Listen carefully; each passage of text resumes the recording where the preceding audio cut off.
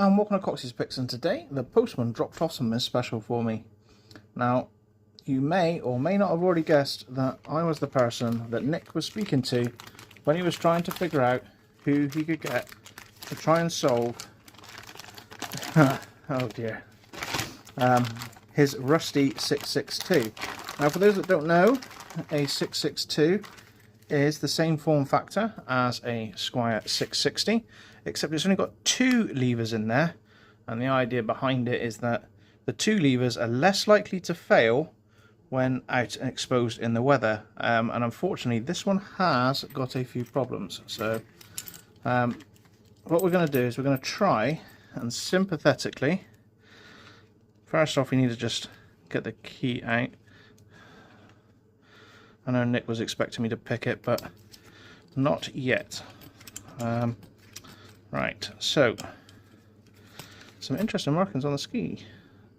That's cool. Just so you can see, we've got,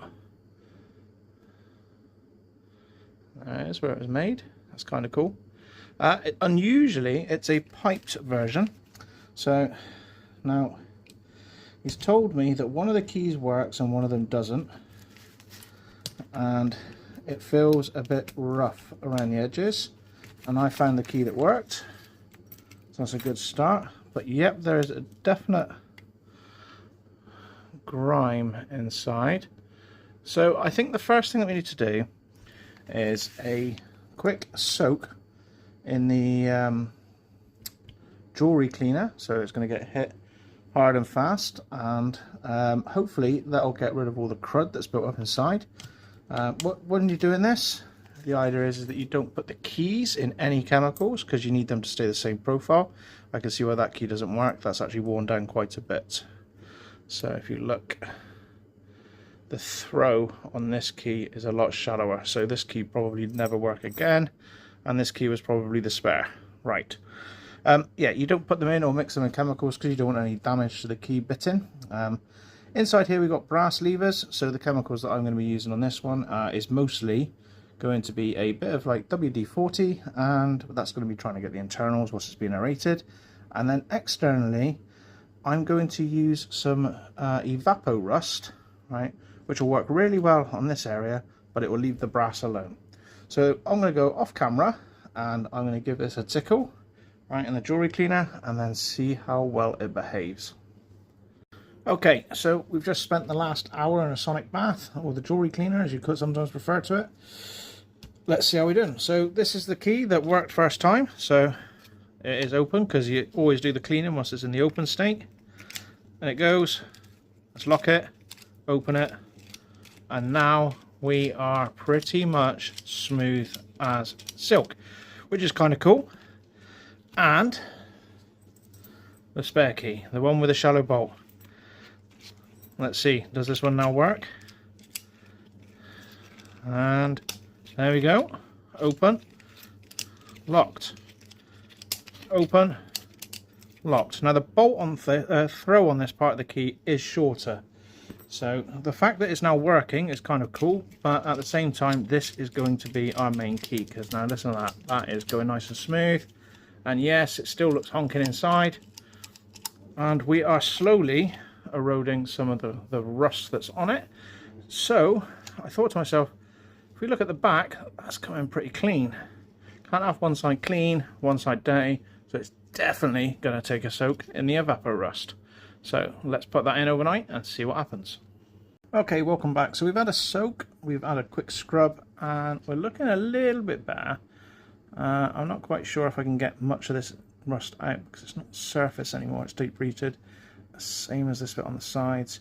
The liquid that you can see is WD-40 because I've soaked it again just to help it sheen and move fluidly. So we've done a little bit of a polish. I can't really hit this without scratching off the old English. I don't want to do that. I don't want to damage any of the wording. But the back has come up lovely. You can see we've got rid of that problem area that was down here, and we've got rid of the large chunk that was up at the top. So that's going well. The shackle, unfortunately, if I go too much, I may weaken it, so therefore I'm going to leave it as is. But proof in the pudding. One key, smooth as silk. So key works. What about the other key? Okay, in. It's a little bit janky, but it works. It didn't work at all before. It's super smooth at locking it, but opening it, you have to kind of like bounce it a little bit, and then it goes. That's all because the bolt throw just there is shorter than the actual bolt throw on the key that does function. So, oh, we're open, so we need to lock it, just like that. So I'm not really sure where to go next. I might have a quick chat with Nick and see where the way to go is. I don't know, maybe a bit more abrasive polishing, I don't know, maybe get a buffer wheel on it, because that side's come up nice and silver, as you can see, and this side hasn't, so I could, I suppose, stick a grind wheel on it and then see what happens.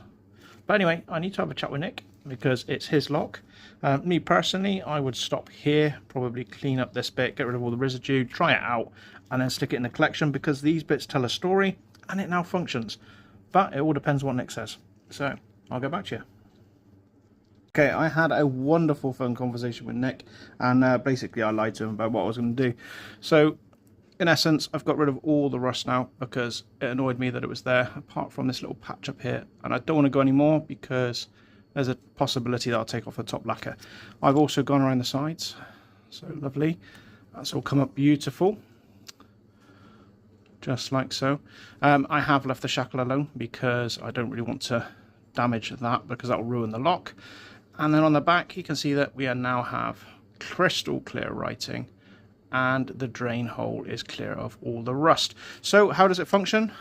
Well, we've got the bad key and the good key. All right, so we'll put the good key in and it is like silk, just like the day that it was born. So there we are, that's beautiful. And then with the bad key with a low throw, what we're going to do is we're going to put that one in, and it's a little bit of a jank, but it's now functional. So this could probably be a backup key or something along those lines, probably like it was before, and then this could be a daily driver. So yeah, it's kind of a really beautiful lock. But you know, being a lock sporter and a lock picker, I thought we could do something different. So I've got Covert Instruments hook and a tensioner, and obviously this is a lever lock, so this will never work. But what we'll do is we'll dive in the shackle. All right, just make sure I've locked it again. I did, beautiful.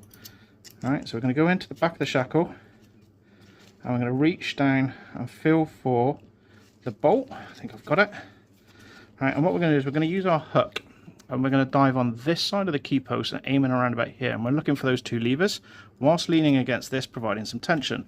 So we should be feeling some springiness. There's some springiness. That's one. It's not quite set. Not quite set. Come back in to find the second one. It's really difficult, but at the same time it's really rewarding when you do it without the correct tools. But there we are. So this is Nick's 662.